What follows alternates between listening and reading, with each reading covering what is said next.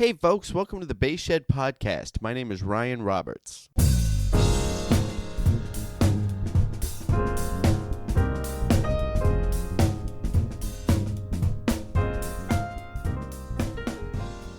Hey, how you doing, everybody? Welcome to episode 36 of the Bass Shed Podcast. On the show is Silva Rose Novak. Sylvia is a singer-songwriter and bassist. And we're going to talk about two records she has out. The 2020 record, the 2020 release, Bad Luck, and then the record that was released prior to that called Someone Else's War. We're going to discuss how there's kind of a stylistic shift between the two records. And we're also going to talk about the direction she's headed in the record she's working on right now. Yeah, and just kind of always moving and growing and cultivating, kind of a new artistic identity, so to speak, I guess, maybe as it relates to genre, stylistic identity. Yeah, so we're definitely going to talk about that. And what we're also going to talk about is something that I know Sylvia is passionate about, which is giving people a platform to discuss mental health things, issues, She wants to create a platform for people to be able to anonymously just kind of share their story, or even if it's not anonymous, so they don't have to live with the pressure of what maybe they might be going through with their current mental health situation. I don't honestly know. I don't honestly know like the right way to talk about some of that stuff. Or like the right phrases to use. But that is something she's passionate about, and she shares her own story about that, related to those things. And she opened up quite a bit about it, and definitely shared quite a bit of personal information about that stuff, and I was really honored to be a part of that conversation, and I thought it was very cool that she was so willing to share that information with all of us. And so we are definitely going to hear from her about all that stuff, the music and always the person behind the music. All right, this is the part of the intro where I talk about D. Lakin Basses. D. Lakin, Dan Lakin, right? He started Lakeland Basses, right? Co-founder of Lakeland Basses. He did that for quite a while. I play a Lakeland. I kind of forgot how we met specifically. But moving forward, I mean, I remember the first time I talked on the phone with him. We were on the phone for like close to 2 hours, just talking about all kinds of things in bass construction, and he was asking me what I liked about not only this Lakeland but other basses I play, and I asked him, and I got to vent a little bit about the Lakeland, things I don't like about the Lakeland, and he was hilarious. He's like, "Yeah, man, I never liked that either." I thought that was funny. But we became pretty good friends, and him and I have co-designed a bass that is in production. It's a 5-string fretless with a Music Man style pickup, Bartolini pickup, Bartolini preamp, ebony fingerboard. It is 35-inch scale. Me and Dan were kind of going back about 34, 35.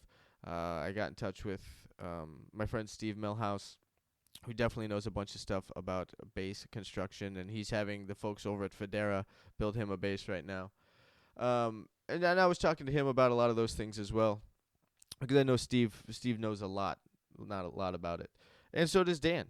And and I was really happy to approach Dan Lakin with some ideas I had for this bass, and he's gonna put it into work. He's gonna make it happen. It is the Inspired by Ryan Roberts bass that should be coming out shortly. I can't wait to share more about that, and I can't wait to get it. Honestly, I can't wait to play the damn thing. D. Lakin Basses. Check out what else he's up to. Him and I check in pretty regularly, and he's always got some new info to tell me about what's going on. And a lot of it is up on his website, dlakinbasses.com, so definitely stop by and check that out. If you're interested in anything that he's got going on there, shoot him an email, tell him that you are a friend of Ryan Roberts and the Bass Shed Podcast, and he is always happy to talk to everyone about basses, bass constructions, and what you might want for your own personal bass, and build you a custom bass. So that is D. Lakin Basses. All right, getting back to the episode, Silva Rose Novak. It was a fantastic time. And it's, I had taken a break, from releasing podcast episodes during kind of when the pandemic started and quarantine started. I was in my own funk. about it all. Man, I mean, the pandemic I think has hit everybody in a very personal way, and I know for myself and a lot of other musicians that I'm friends with and close with in Los Angeles that yeah, we were all just like, ah, now what?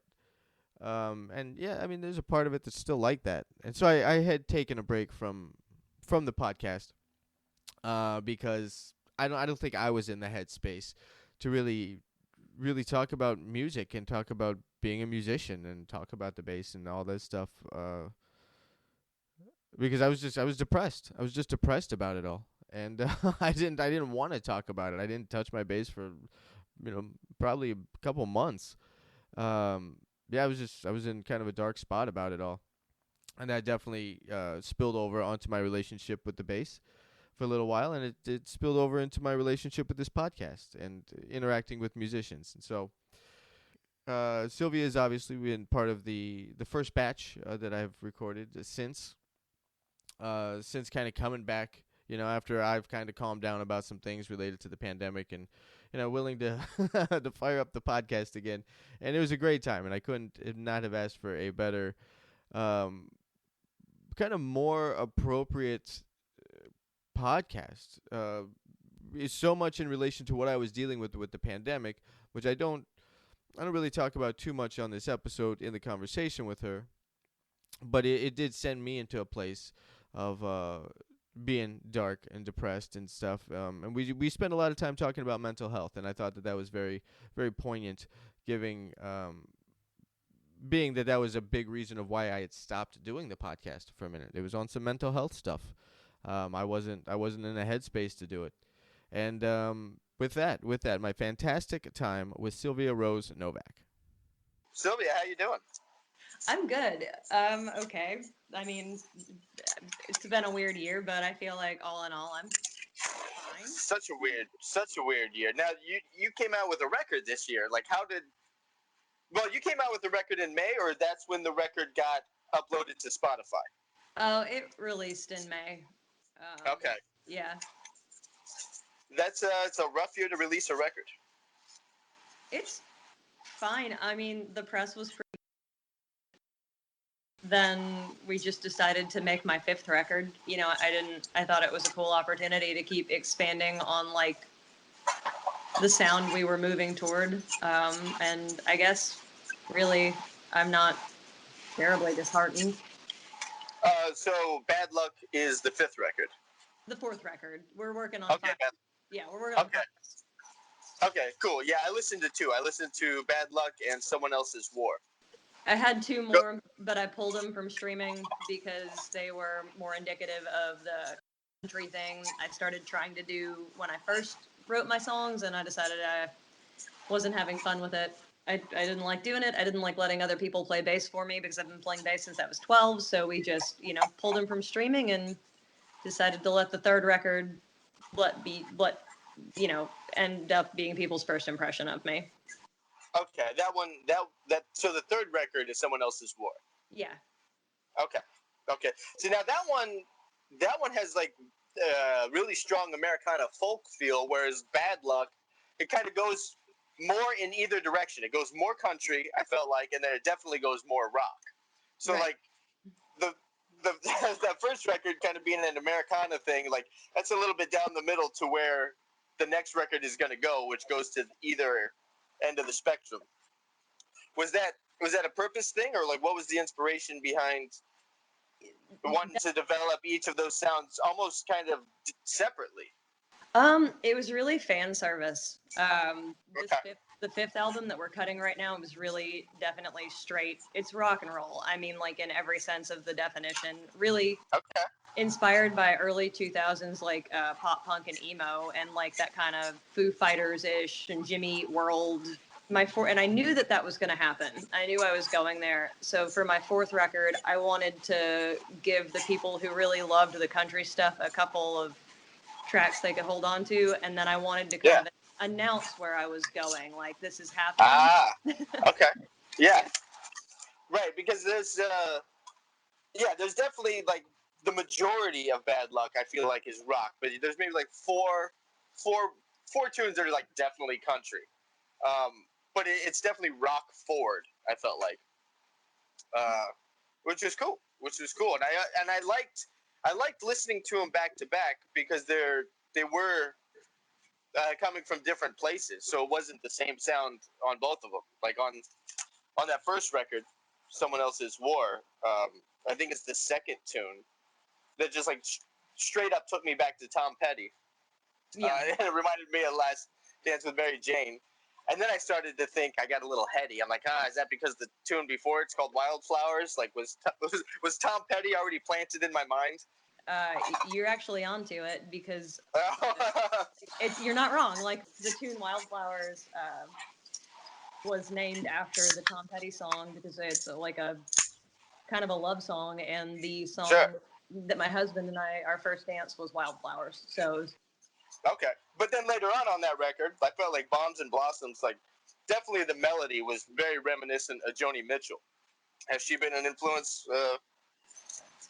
Subconsciously, my mom listened to a ton of Joan Baez, Joni Mitchell. Okay.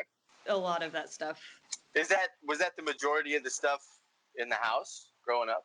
Yeah, I grew up listening to a ton of like Bob Dylan, Leonard Cohen. Nice. I love Leonard Cohen still. Sure. But my dad's stuff was kind of more on the country end of that spectrum, like Marty Robbins and Willie Nelson, but still very like lyric forward. Yeah. So what came first, singing or playing the bass? Oh, playing the bass, definitely. Oh, really? Never thought, I mean, like I sang in like school choirs and productions and stuff, but I never thought of myself as a vocalist ever. Okay. I only started singing when I started writing because I had to. Okay. Just to get the ideas out? Just because I didn't think anybody could sing my words better than me. And, sure. Agreed. And selling a song is really hard. Yeah. Yeah, I mean, I don't do it, but it seems like that's its own. I mean, that's definitely its own art form. It's like really connecting a song with an audience and selling the tune and even writing the tune. Yeah. I mean, there's a lot there that I don't deal with. But out of respect, like I have a lot of respect for people that are playing and singing. Like they have all that to think about when you're playing. Do you think about either, or is it just one thing that happens? It's very automatic, and I think it's because I've been playing the bass for so long that I don't have an issue. It's kind of, people have told me before that it's really confusing because you'll walk in and you'll hear like a counter melodic bass line and you'll hear a singer, and then you'll notice that those noises are coming from the singer. Right. And I just have never thought about it. It's never been hard for me to do those things. Okay. Interesting.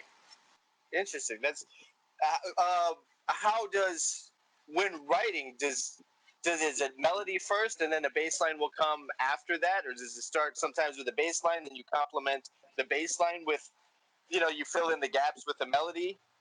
Or what's kind of your writing process as both a bass player and a singer? Yeah, my brain's really production minded. Like I hear the whole picture. Okay. When we build the record, it's like, what are the drums gonna do? And then it's like, okay, what is the guitar gonna do? And then where do I fit in with that? Do I need to sit with the kick? Do I need to sit with the snare? Where do I have room to move around so that it's not obnoxious? Like what really needs to be happening to support the song, which has been kind of tough because as a bass player and like a trained bassist with like a lot of jazz theory, it is natural for me to want to just never let my left hand sit still. Right.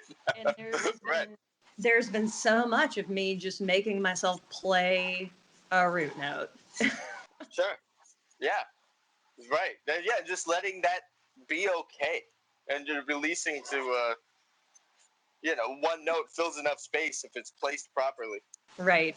It's been an ego. It's like I had to like kill my bass ego and come out the other side of it and that it's tough. It's tougher than people think. And like one of the biggest challenges I faced moving into this rock chord stuff was I don't play with a pick. I've never played with a pick.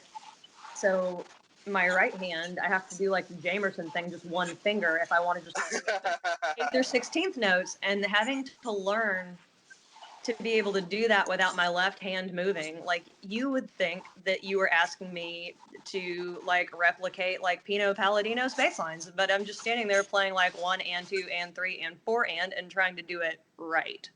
And it's tough. So you started playing bass at 12 years old? Yes. Yeah, cool. What was it that got you? Was it something you heard? Was it needed to fill a gap in like a neighborhood band or something like that? What was it that got you into the bass? I heard sleeping over at one of my friend's houses, and her brother was a few years older than us and was like really big into Guns N' Roses. Okay. And I heard Sweet Child of Mine for the first time, and when the solo intro part, yeah, right. I was kind of like 12 years old and going, what is that? Like, I didn't know basses could do that. So what was the first bass? You hear Guns N' Roses, you got to play. You go to the music store? To like a CD and novelty store for a $99 red silver tone. Or did that come with an amp or something? Did it come with like a little 110 practice amp? Yeah, it's something horrible. If you plugged anything into it, like any pedal into it, it would start picking up radio signals. Oh yeah, no, I know all about it. I think my whole first rig was from a pawn shop, like a PV Fury P bass, and then like this Gorilla amp that you had to slap on the side, and then it would get the radio, and then you had to slap it again to work as a bass amp. Yep. Yeah, I had the pawn shop rig for sure. But it's kind of funny now, like thinking back on that. Like those early days, and like that's what it was. That was the struggle. Is like, is my bass amp gonna work? I didn't know that amps didn't all pick up like foreign radio stations. I had no idea. right. All of a sudden, you're getting like Vietnamese chatter. It's some military line. This is just what amps do. Yeah. So then you get into, were you pretty much self-taught at that point? Were you learning tunes off records? Were you taking lessons at a music store or family friend or something? I took lessons at a music store. My parents were very much like, if you want to do something, you're going to do it correctly. Like, you're going to learn how to do it. And I took like basically theory and jazz lessons and was playing bass in my middle school jazz band. That was pretty informative, but at the time I didn't appreciate how much I was actually learning. I just wanted to like mimic like Pink Floyd stuff, and Nirvana and Pearl Jam and play with my friends. But looking back, I am really glad that the contingent, like, it was a contingent thing. It was like, if you don't play bass lessons, you can't play that. If you don't take bass lessons, you can't play bass. Sure. So it was just something I did to be able to play bass. And now, looking back, I'm like, wow, my parents were really smart. Yeah. So within those lessons, was it obviously theory, technique, where you learning how to read and do like, you're playing in middle school band, so I'm sure you had to learn how to read to an extent to get through those charts. Yeah, I stayed on it in high school too. I actually ended up playing trombone as well, so I read bass clef for bass and trombone, and I also learned to read like charts and read out of the real book. Yeah, those are all good things. I remember early on in like high school, I had a teacher who was suggesting I learn how to read treble clef, and like if I wanted to learn stuff out of the real book, like learn how to read treble and just buy the treble real book and learn all the melodies, like just do it, dude. Just like put in the work. I'm like, all right. That was a great thing. Those are great skills to have learned and do all that stuff back then. Yeah, definitely. So then moving forward, you're playing in the high school jazz band. At what point do you start to realize, like, okay, I got to take some ownership of this and start doing some writing? I didn't start writing until I was 23. I just kind of played. I don't know. It was like one day I woke up and I was like, I can make words rhyme. I can like, why am I not doing this? Sure. Okay, so then you start writing, and like that's when you start singing. Then that's when you realize you're gonna confront singing and playing. Did you take vocal lessons as well? No, I did not. I asked, and I hate saying this out loud because it sounds like braggy and it's so dumb, but I'm actually technically have perfect pitch. Okay, okay. That actually, when I was listening to the records, it sounded to me like there was just a classical training, and that's what I was going to ask you about. Is if you had a classical, but the perfect pitch thing makes sense. That kind of answers that suspicion. I have never taken a vocal lesson a day in my life. Nice, great. That's amazing. But now, is perfect pitch just kind of a pain sometimes too? If you just hear a bunch of random sounds in day-to-day life, like is it such a bummer? I thought that I was on the spectrum for a while because I was having these weird reactions, and then it turned out that it was just the pitch thing. Interesting. Yeah. That fascinates me. It's like, I understand that you can hear these tones perfectly, but at what point in the mind does it work out to where, like, you automatically know that that's a D flat, like, without anybody telling you? It's like looking at a color and automatically knowing it's red without anybody telling you that's what we call red. I can do it with key as well. Like, I can hear a song and know what key it's in, but part of me wants to think that that's just because of the amount of training that I've had. Yeah, I mean, maybe both. I mean, if you have perfect pitch, all you got to do is hear the one chord, then you got it. Like, and that's kind of what it is. And it's a little bit tough for me to differentiate, like, what is the fact that I have so much schooling and what is just innate ability. Sure. I don't really care either way. I'm just glad I can do it. Yeah, exactly. At the end of the day, really, all that matters is what comes out. But 23, you start writing songs. You're getting into singing. The very first song you wrote, did that get recorded? Did that see the light of day, or is that just kind of live in the past? Well, I'm kind of an all or nothing person, so I started writing, and then I released my first album the very next year. Oh wow! So it did have. So I released my first album in 2014, and it had my first song on it. And that song was called Burn It Down, and it was like it was something you definitely write in your early 20s. It was not something I write now. Just like a little bit of teenage angst, figuring out who you are in the world. That situation. Yep. Yeah. So what was the name of that first record? It was called Chasing Ghosts. Okay. Was that a title of a song, or was this kind of a theme that all the songs fit the same narrative and it was something you're working out in your life? Kind of. It was initially, I wrote a song where one of the lines was, "No one wants the kind of lover who chases ghosts." It was kind of a tongue-in-cheek song directed at a friend of mine who kept getting divorces. And but it didn't make the cut.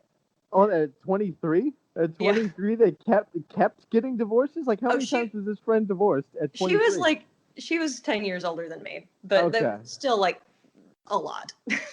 Yeah, like, at 33, to have more than one marriage under the belt, that's all right. No judgment, whatever. But, that's not typical. No, but it's okay. All right. How's Everybody's she doing now? got their thing. Is she in like some kind of happy situation? Is she okay? Or is she still going through all these divorces? I don't know. It's so complicated. all right. I'm just curious. All right, so that record comes out. Then how long till the next record? 2 years. I released the next one in 2016. Yeah. Okay. And these were more country. Like I haven't heard those ones. Yeah, they were a lot more country. Like they're more like classic country though, like 70s, kind of like Graham Parsons-ish country, and not like pop country. Okay. Did you ever get into the pop country thing, like the whole all that stuff that was going on in the 90s with Garth and Clint Black and Alan Jackson? Like I loved that stuff. I loved it. I played fiddle actually with a bunch of those kind of like guys that were doing that sort of thing. Like in the music world and touring around the Southeast and Texas, and But I never got into that sort of writing myself.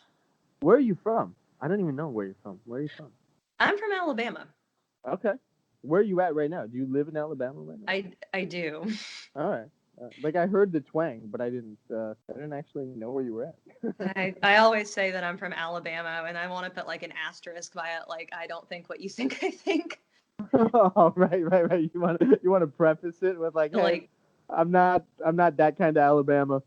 yeah, it's not like I am not like, you tell people that and they like look at you like, uh-oh, and it's like, no, I'm good. I promise. I've never been there. It's pretty, but other than that, I mean, it's pretty. Yeah. All right. All right. So that's all influential. We were talking about your second record. What was the name of that record? It was called The Last 3 Years. Super creative, right? Like I wrote my first song 3 years before that record came out, and I was like, what should I call this? Yeah, that's all right. All right. So was it a recap of your life in between records? Kind of. Okay. It was not. I was not particularly proud of it. I wrote some songs and it turned out the way it did, and yeah, like it's kind of a thing, right? I think whenever anybody records music, and I know I've talked about it on the podcast before, it's just kind of like a Polaroid picture. Like, this is where I'm at right now. This is what it's gonna be. And good for you for just doing it and getting it out. Myself included, I know a lot of people, and I do this myself. Like, I just get stuck in the mindset of like, not yet, or I got to do this, or I got to do that, and it just, next thing I know, I haven't done it. Just that perfectionist mindset, which is debilitating. So good for you for just doing it and like, it's out there. Oh yeah, I pick it apart after it comes out. Like I do the best with it at the time, and then I spend months just ripping these things apart. But I think that's natural. What so then where are you performing? So you got 2 records out. Are you doing around Alabama? Are you doing like little kind of regional touring? What's the performance schedule with these? Yeah, after the second album, we were doing some regional stuff, some cool opening slots for like nationally touring acts. The third album came out again 2 years later in 2018, so we just kind of built on that still, like bigger regional venues and better opening slots for more widely known national acts. Cool. What kind of acts would you open for? Was it more kind of the old country acts? Was it some Americana acts? Like what acts were you packaging yourself with? So it was mostly, I mean, I had like a stint last year where I just straight up opened for like Bloodshot Records artists. Like I opened for Sarah Shook and Vandaliers and Jason Hawk Harris, like all in the same like 8-month span. Oh, cool. But, before that it was like opening for American Aquarium. So it's kind of that crossover, kind of like country rock. And that really was a good fit. And then, but before that, like with the second record, like the first and second record, I opened for like Chris Knight, which, was definitely a country act, but wouldn't really work now.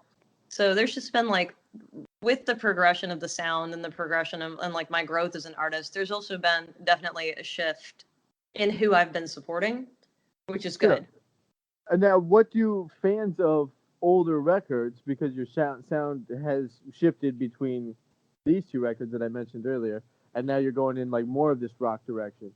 What's the reaction of the fans? Are you gaining just new rock forward fans, or some of your old Americana country people along for the journey with you also?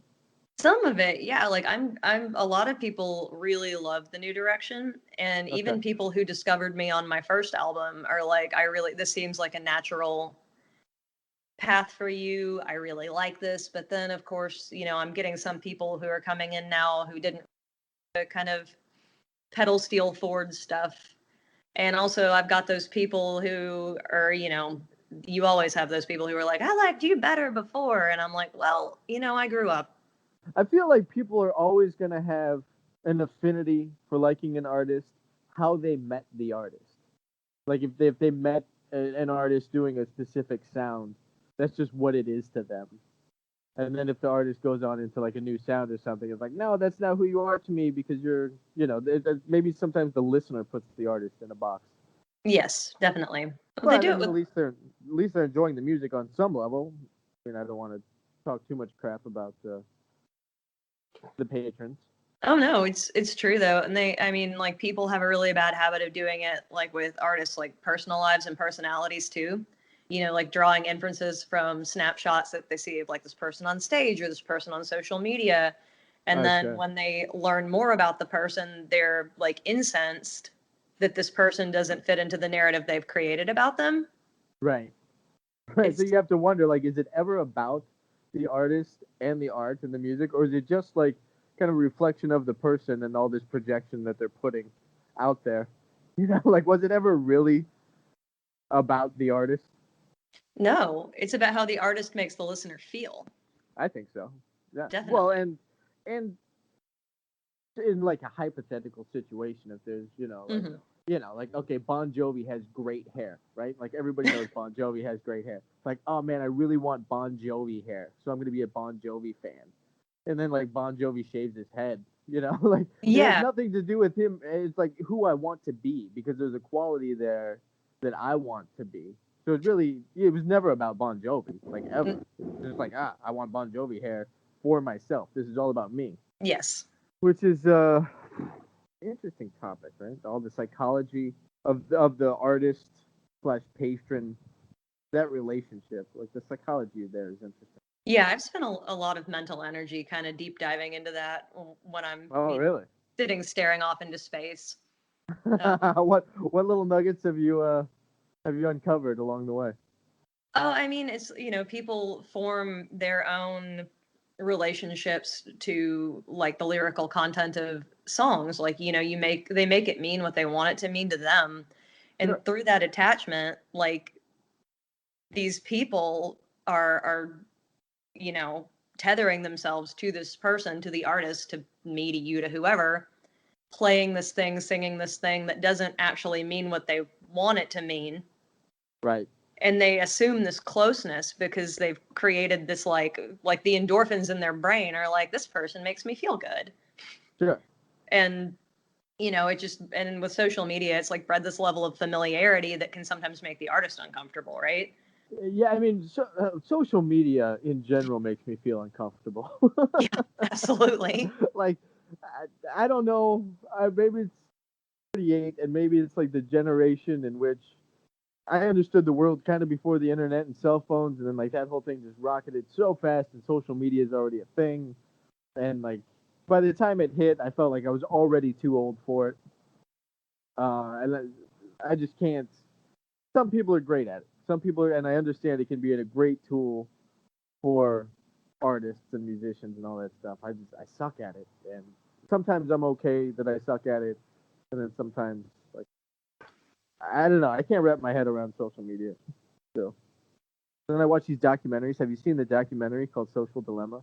No, I want to watch it. Earlier this year I got rid of like Facebook except for my artist page, and this has been my year to be really lazy online. And I have a lot. I mean, and I hate to say it, but like I don't have any tours to go. Like there's nothing going on. I mean, I remember most of my friends on social media sites are all other musicians that I know, and it's like, all right, see what's going on here, and then nobody's doing anything to the point of like, why put it out there? Like, we are literally all stuck at home. Like, you can't do anything. There's nothing you can show me that I'm interested in at all. Like, but that being said, I was still there looking through it, so I don't know. Right. It's currently with me. It's like, do you want to hear like a 10-second clip of like us like working on my next record, or do you want to see a picture of my horse? Like, this is it. Right, there's not a lot going on there. Like, we're all doing the same thing, just confused about what's going on in the world and watching TV. Yep. I'm practicing. It's been good for that. It's been good for practicing. Yeah, this year, so I know I don't know if I would have come up with this on any other year, but working on this record, like I woke up one morning from like a fever dream at 5 a.m. Okay. Because I'm so bored that my brain is going to really weird places. Sure. And I've never liked 5-string basses. Okay. Like I just don't like that kind of like plank feeling under my hand. Sure. But I love the option for having a lower string. Yeah. So I decided to do the thing where, I slapped a reverse neck on a loaded jazz body and strung it 65 to 130 and tuned it low to high B flat to D flat. Yeah. Jeez. B flat to D flat. So you went from not liking, this is hilarious. You went from not liking the 5-string to like, let's go even lower than the 5-string. But on a 4-string neck so it's like a 5-string B. Yeah, you're B through D, right? Yeah. There's no G. We Frankensteined this thing together. Oh, that's cool. And it plays wonderfully. Like it's the coolest thing I've ever owned. And did you have to recut the nut to fit the B string? Yeah, I had some guys at a music shop in Birmingham do it. Okay. It was basically we finished it's like an all parts left-handed neck, and I have a left-handed buddy who sent me some tuners for it. Slapped it on a loaded body, and then took that, just the neck and the finished neck and the body, to a music store and like handed it across the counter to these guys. And I was like, hey, yeah, here's what you're going to do to this. And they looked at me and I was like, and you're going to put like a Floyd Rose string retainer on it, all 4 strings. And they blinked at me. And I was like, I promise, just do it. What's the pickup configuration? It was jazz? It's jazz, yeah. Okay. All right. And is it string through the body? It's just a top mounted bridge. All right. The reverse. How's the B? Like Fender went through a period where like their B strings sucked. Like I have a 4 and I have a 5, and I remember I can't remember, maybe it was early 2000s, or maybe that's when they got it fixed. But like their B strings just sucked. Like the Fender 5 sucked. And there's probably someone who's gonna listen who owns a Fender 5.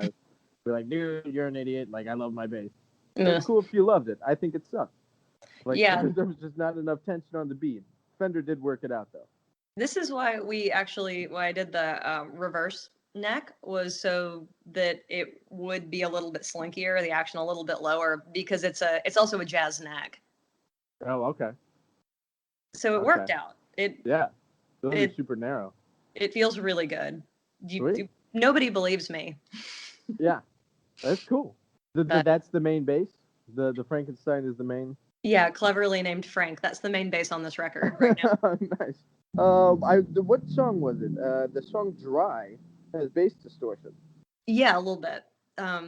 Which I think is ironic. Yeah. That's the song you use effects on. It's called "Dry." Yep.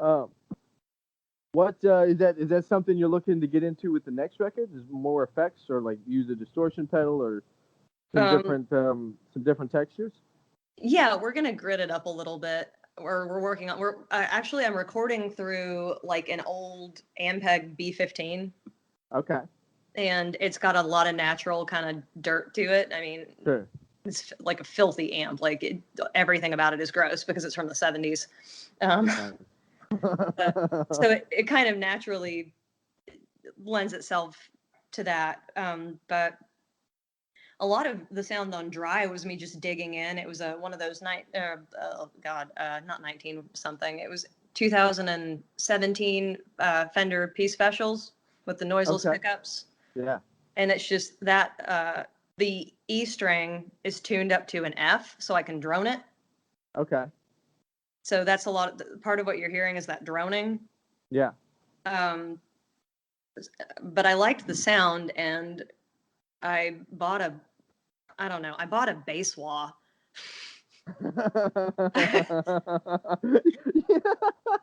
You always say it like it's some kind of support group. Like, hi, my name's Sylvia Rose. I bought a bass wah. Like, hi, Sylvia. I mean, it was just one of those weird, again, like 2020, I was bored and was like, huh.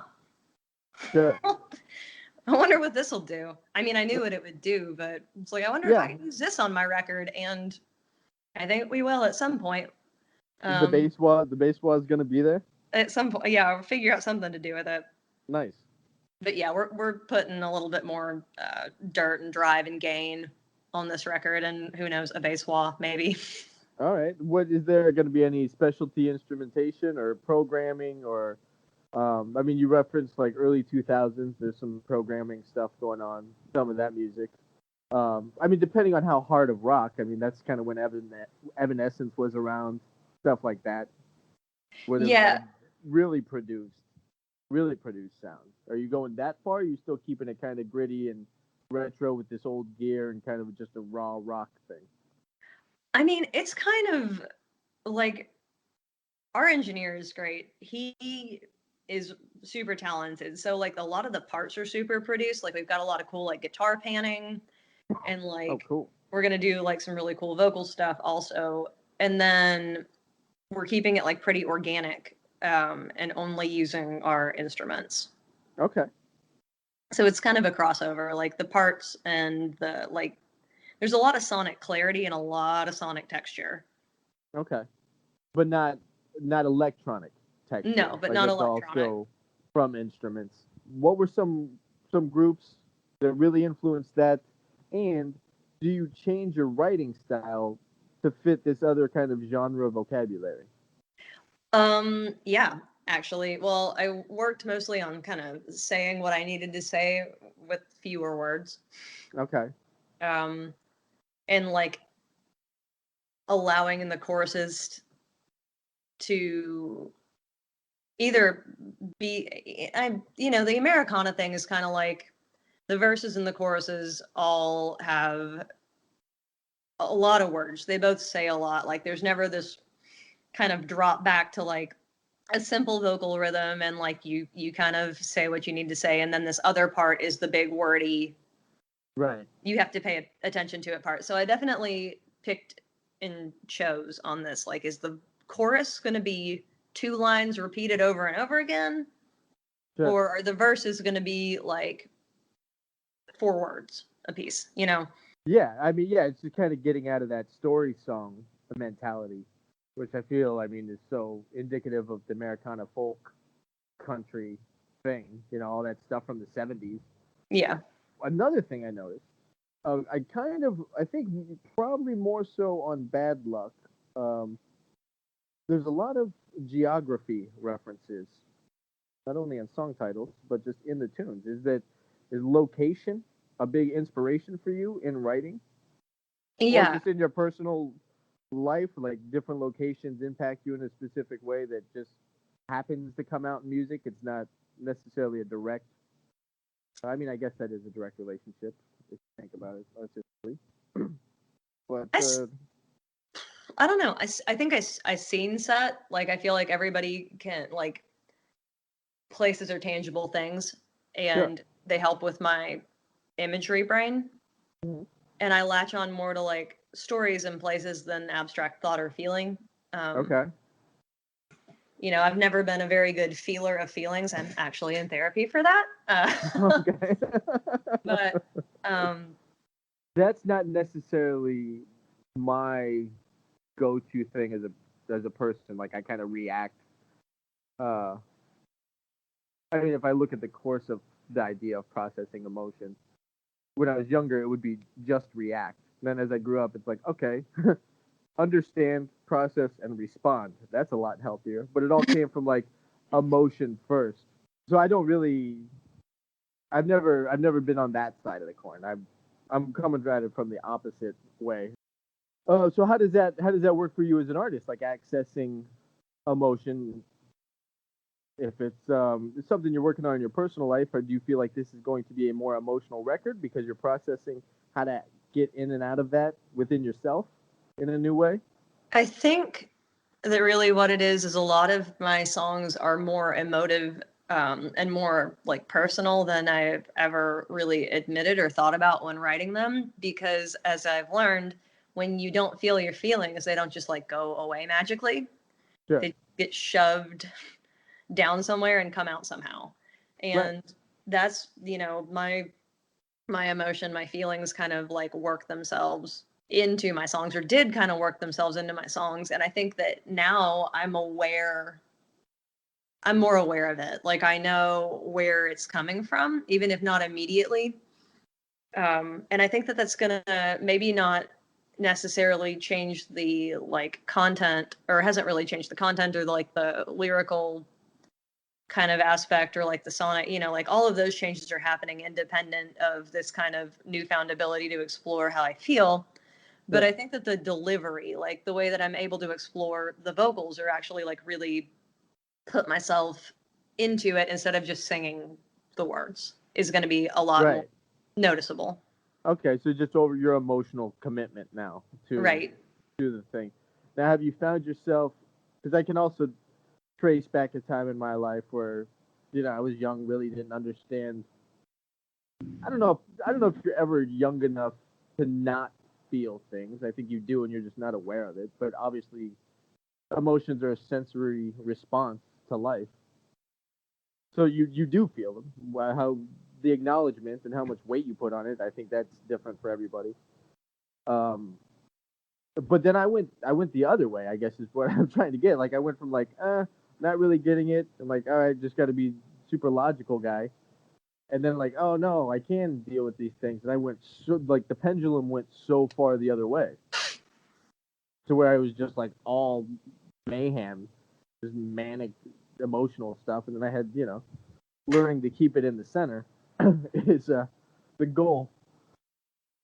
Have you noticed that on your personal journey of exploring your own emotional makeup? No. I don't know if it's because I grew up, I kind of grew up in the horse world. I grew up competing and riding, and have been on horseback since I was like 8 years old. And there's just this, you get thrown off a 1,500-pound animal, unless your arm is broken, like, you don't cry. Right. You don't show weakness. You get back on. You're not scared. It's okay. And I think that that's just kind of so seeped into every aspect of my life that I really have to give myself permission to feel anything.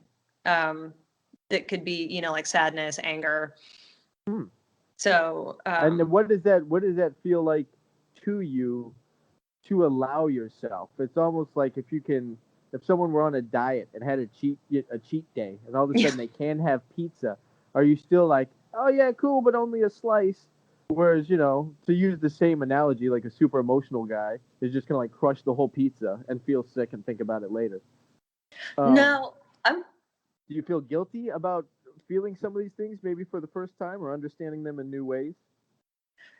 No, actually, no. I'm pretty like I give myself a lot of grace in terms of like trying to explore, like allowing myself to be sad. Like, if I see a commercial and there's a puppy and I start to cry and there's absolutely no reason for me to be crying, I'll be like, it's okay. Like, we can do this for a few minutes. Like, you're not going to take this out into the streets and make a thing about it, but this can happen. Wouldn't that be funny though? You're just like in Target, like, what's wrong? Commercial with the puppy, like a half hour ago. It's like, I'm still working this out. Like, that puppy really messed me up. Did the puppy die? No, it was really cute. You're right. Just another Sarah McLachlan commercial. Yeah, no, I'll let it happen. And it can feel really uncomfortable. And actually, to the point where it's kind of one of those things where, like, for the diet analogy, it's like you let yourself have a piece of pizza and somebody sets the pizza down in front of you, and like suddenly you're like, I'm not going to eat that. Like, that happens with my emotions. I'm like, we can cry. And my brain's like, no. And I'm like, but I'm sad. And my brain's like, no. There's still that kind of war going on, huh? Yeah. So that's what I'm working through, is letting it be okay to, like, to not wait until I'm like so emotionally backed up that it has to come out. It's like, sure, let's do this like civilly. Yeah, right. I think it was on your website that there were some links to mental health. Am I remembering that correctly? Yeah, I was out on a run I think earlier this year, maybe late last year, and started to think about the fact that so many people struggle with mental illness or anything, difficult thoughts, bad times in their life. And sometimes all they need is to like just be able to dump it all somewhere, like to vent to someone who's not like a family member or like a therapist, just somebody who can just read, listen, and be like, do you want advice or do you just want me to tell you it's okay? Right, just like kind of a neutral, safe space, like someone with no intention about, you know, like there's going to be no recourse. So like if you were to do that and just like tell me all this, you know, heavy emotional stuff, I'm not going to try to fix it. I'm not going to, just a safe space of, you know, being able to dump. I think you're right. I think everybody does need places like that and people like that. So there's, you know, it goes directly to every other contact on my website is like not me, but that form is me. That's my personal inbox, and it's totally anonymous. Okay, that's cool. What was it just kind of the impetus just kind of happened in a cerebral way, like it was just a thought process that led you to this, or have you experienced it and thought just like, wow, I do have all these feelings that I'm not really sure what to make of them, and I wish I had a place to go, and you're trying to create that for someone else because you've also experienced it? Well, kind of. I have bipolar disorder, and I've only recently become pretty open about that because I was diagnosed young, and you know, there's kind of course, there we always talk about like the stigma around mental health, but not like even when the stigma, like when the conversation lifts, like I'm functional, really functional for somebody with a more hypomanic bipolar. Are you like bipolar or bipolar 2? I've been reading up on it a lot lately, actually, because I don't know. I've never been diagnosed, but I might be bipolar. I'm not sure. But I've been reading a lot about it. Have been told like I was diagnosed with bipolar, and then I've been told as an adult I was medicated, and then I was diagnosed with bipolar 2, and then I don't really get depressive. And that's why, but I am hypomanic most of the time, like on most days, and have experienced mania to the point of like mild, like auditory visual hallucinations. Okay. And have just learned kind of how to cognitively deal with it. And it's never perfect, you know, it's never perfect. Sure. But you know, and trying to navigate that, and it feels like that one in particular, like not like bipolar's the worst, but you know, like the conversation around like anxiety and like depression has gotten a lot better, but there's still a lot about bipolar disorder that makes people uncomfortable. I think so. I think it's because people don't fully understand. If you were just going to tell somebody, you know, that excuse me, is maybe uneducated about bipolar disorder or mental health things in general, they're probably just going to associate it with the word crazy and think that you could just lose it at any second, and it's just going to be this completely haphazard thing. Yeah. I don't know if that's always the case. I mean, I think most artists I know, including myself, would definitely, to some degree, you know, on the spectrum. Like, I think so. Like I'm kind of going through my mind right now, not to judge any of my friends, but I'm like, yeah, like it's very possible. And I wonder about that sometimes, and I wonder if that's just kind of if science has turned the artist brain to all these different categories and given them scientific words and scientific explanations. Because being around a bunch of creatives, which I am a lot, and I'm sure you are too, yeah, you know, things are firing a little differently up there. That's definitely. But but it's like if I hadn't known of the term bipolar, would I be curious about it? Obviously not, because I hadn't learned of it. But like I wouldn't think that I was so drastically different from everybody. Whereas now I'm starting to think like, maybe I'm bipolar, which then I'm like, and I've told some friends about this, and they're like, well, how do you feel about that? I'm like, I don't. It's nothing. Like I haven't changed. Like I haven't changed at all. Like nothing about me has changed. If a doctor were to diagnose me, I've never changed. Like the way I've always known myself, the way you've always known me, I've been like that. Now there's just a word associated with it, and everybody's like, oh, like I don't. I think that part of it's weird. That all of a sudden there's a scientific term given to it, and now you're kind of like maybe alienated by it or something. Like nothing's changed, and like maybe this is just the artist's brain, and this is just how we're wired, and it's that simple. And science came in and I don't know. I do. Things. I don't know about that. And, I could I be do way definitely. Off, and I'm sure I am. I do definitely have some behaviors that are kind of typical of like hypomanic manic type bipolar disorder, and like down to like dissociative episodes. And when I finally like not like come clean, or like when I like tell people like, hey, sorry for acting like, because I can say it about myself and laugh, hey, sorry for being a lunatic, right? This is what's going on.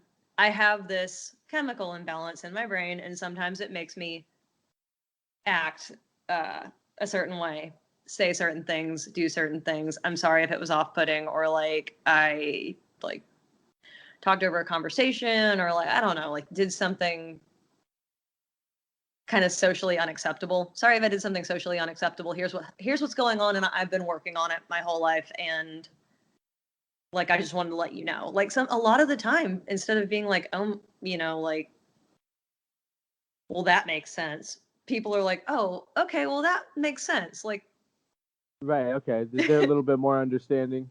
Yeah, like, oh, I thought you were just being, Do you think that there's a relationship between not being comfortable with your emotions? I was trying to remember the exact phrase you used. I'm not sure if that's what it was, but not being super emotional or comfortable with your music, emotions, and that maybe at a formative age, that was you trying to control something you already recognized within yourself.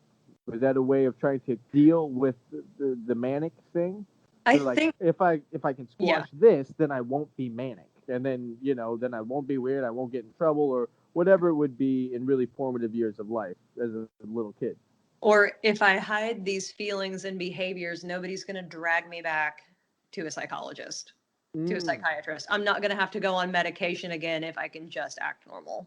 Was that a part of childhood? Like, were you in and out of seeing doctors and specialists and things?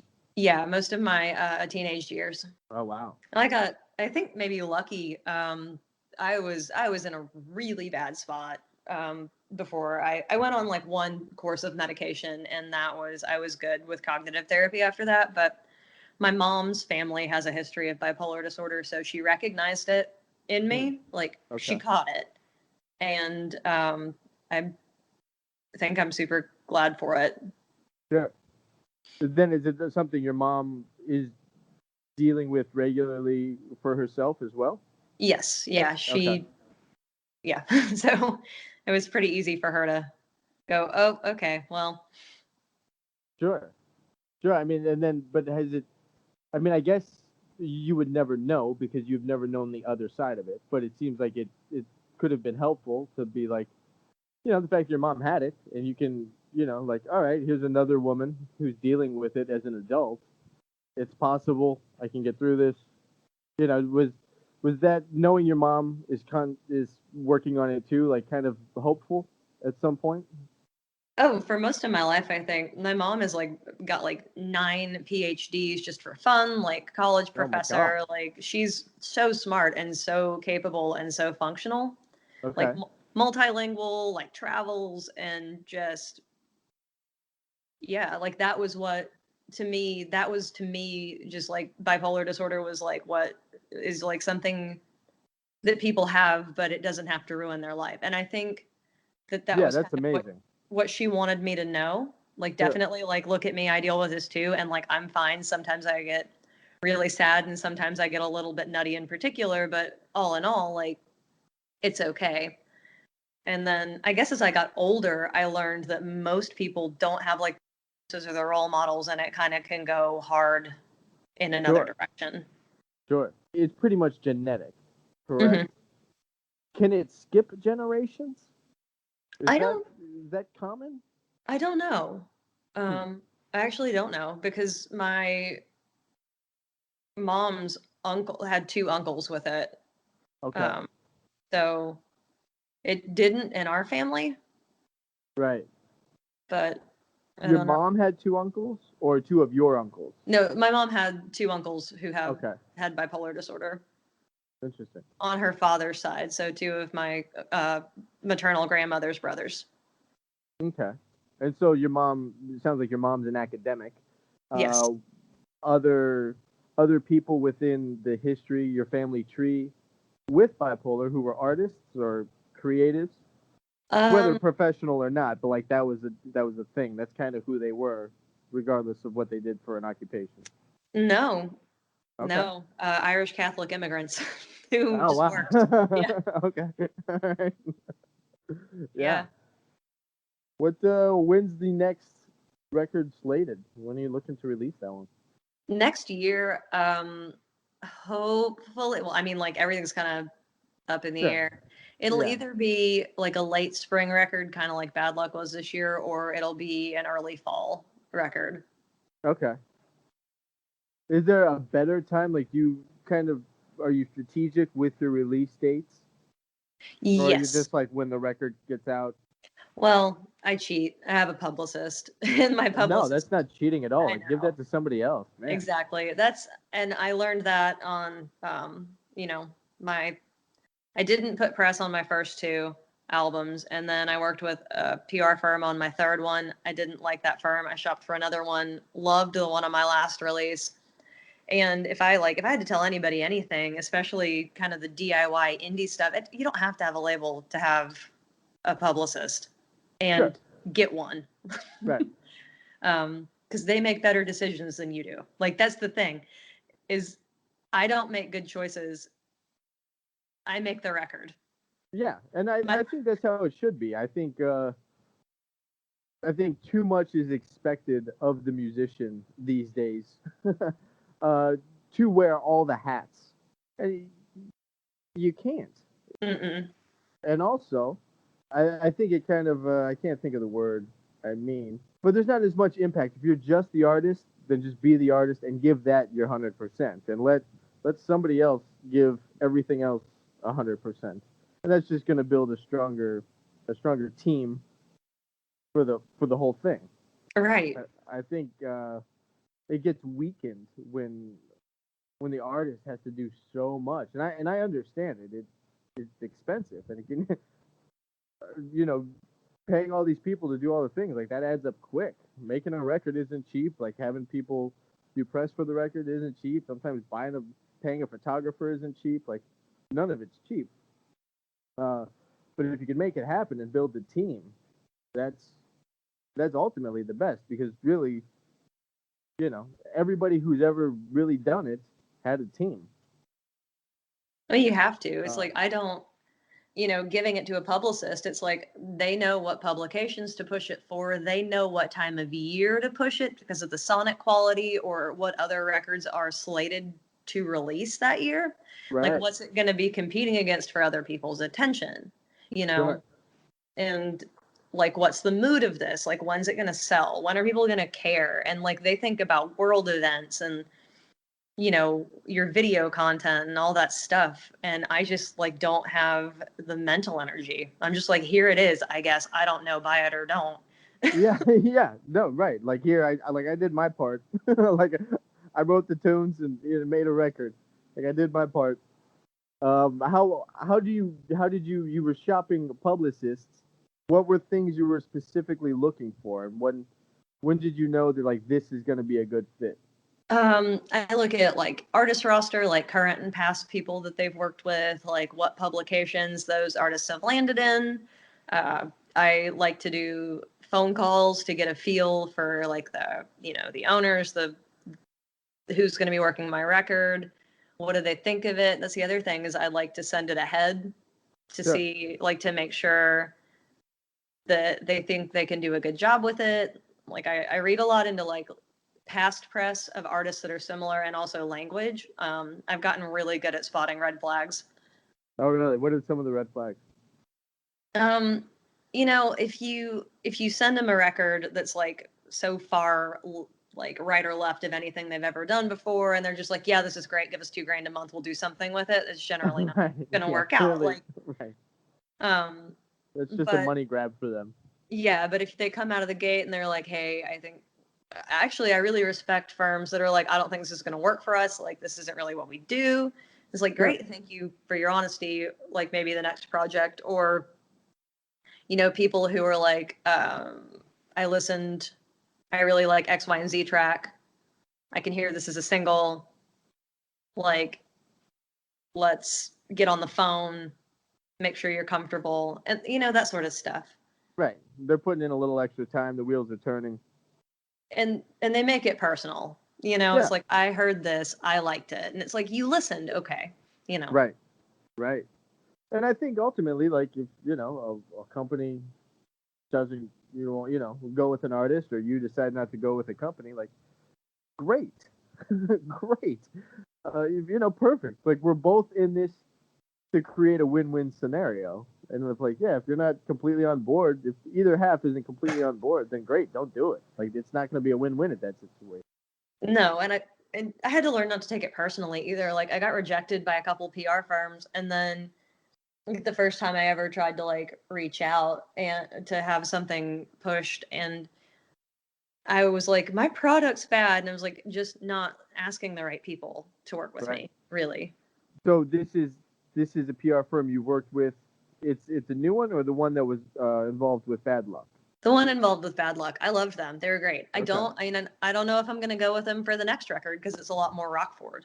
Oh, there's one that you're building. Yeah. Okay.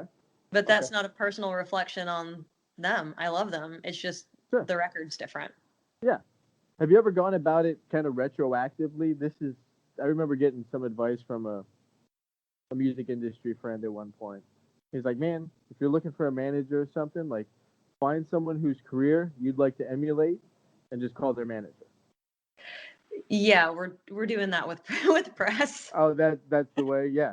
And he's right. I mean, he was totally right. I'm like, dude, actually, I never thought about it. That's brilliant.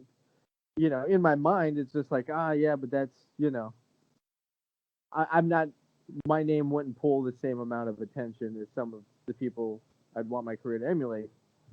But, maybe they got, it's at least, you're at least walking onto that field.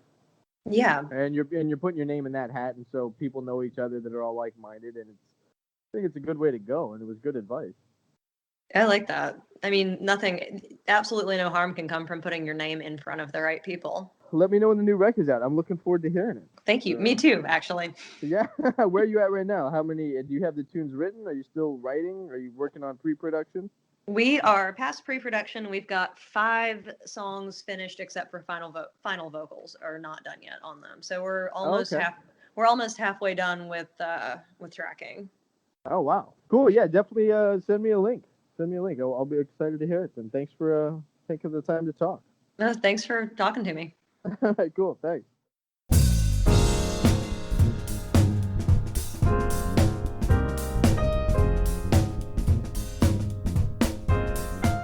All right, that was my talk with Sylvia Rose Novak. Again, really cool that she opened up about so much of her personal story, and where she's at in the world, and on some really, kind of maybe personal things. Thank you, Sylvia. Definitely appreciate that. thank you again for all the new listeners for listening to the episode. Please take a second to give it a rating on whatever platform you're checking it out on. And yeah, everybody, that's all I got. I will catch you on the next one in a minute.